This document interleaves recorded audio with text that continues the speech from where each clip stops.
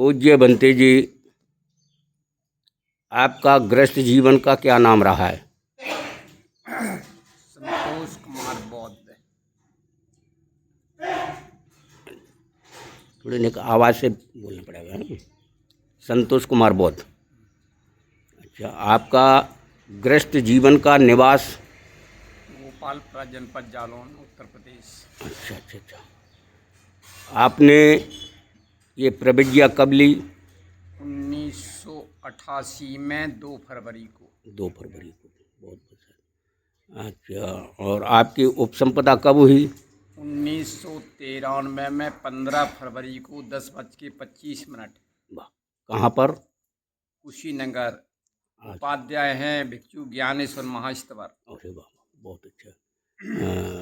आपका बौद्ध धर्म की ओर ही आकर्षण क्यों हुआ, दूसरे धर्मों की तरफ क्यों नहीं?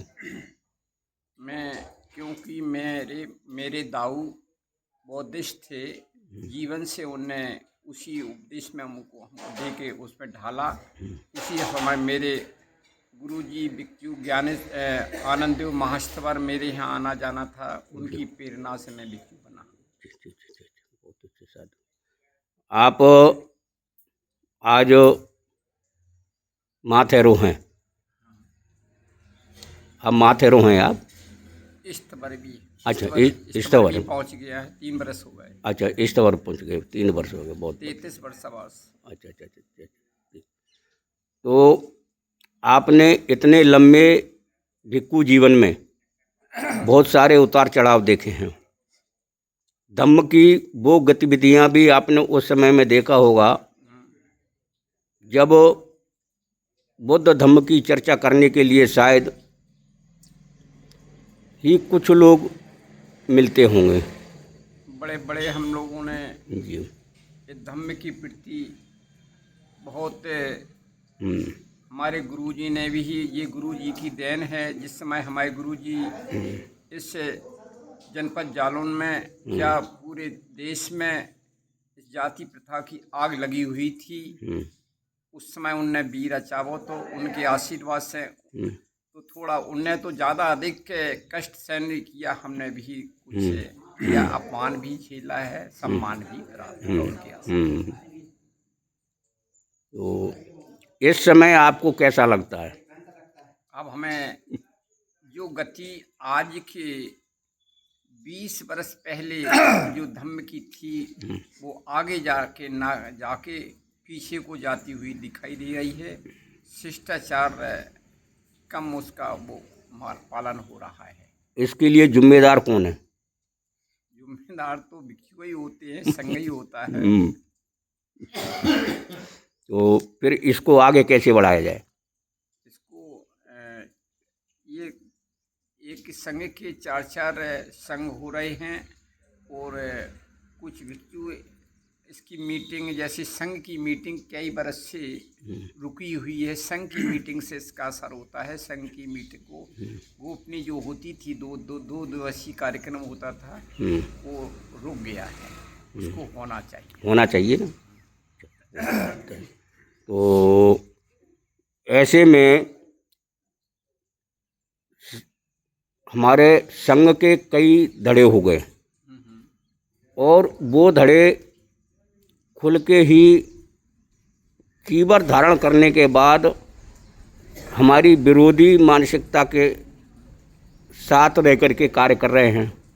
तो क्या हम उनको भी संघ माने? विरोधी में करे तो वो संघ लायक, संघ में माने भले लेकिन लायक नहीं है।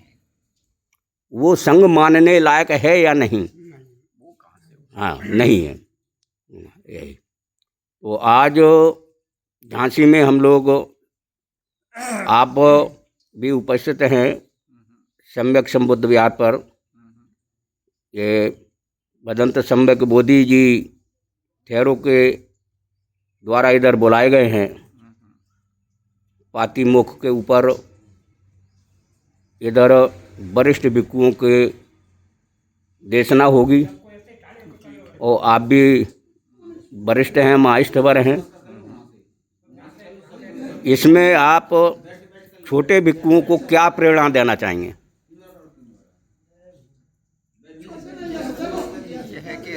शिष्टाचार पे ये मेरा कहना है, ये धम्म जो है शिष्टाचार पे चलता है।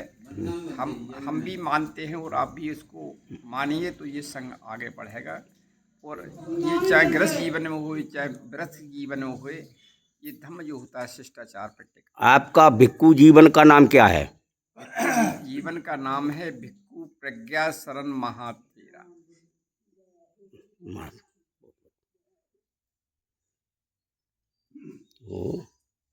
ये थे भदंत प्रज्ञा शरण महाथेरा जी, अष्टांगिक मार्ग बुद्ध विहार गोपालपुरा जालौन से। इनका काफ़ी लंबा जीवन, बहुत बड़ा जीवन भिक्खु जीवन का है। आज ये महास्तवर की श्रेणी में पहुंच चुके हैं। इन्होंने भदंत ज्ञानेश्वर जी से उपसंपदा हासिल की और आज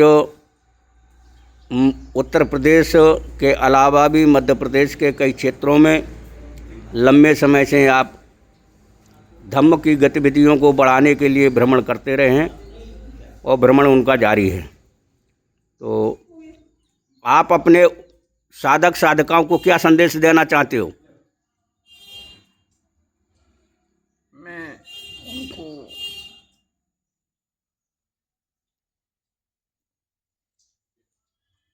बनते नागसेन और राजा मिलन की ओर की, जो राजा मिलन ने उनकी गोष्ठी हुई उसके ऊपर कुछ चर्चा करें। हाँ, बोलिए। आप उनको अपना आशीर्वाद देना चाहते हैं? शुभकामना करना चाहता हूँ। जो यहाँ पर हमारा उपासक महिला संघ, जो उपासका संघ आएगा, उनको मैं अपनी आएगा। आप तो देश प्रदेश और देश के साधक साधकाओं को क्या संदेश देना चाहते हैं? उनको आशीर्वाद देना चाहता हूँ और मैं कहना चाहता हूँ, इस मार्ग पे चलिए तो अवश्य आपको मंजिल प्राप्त होगी। साध साध।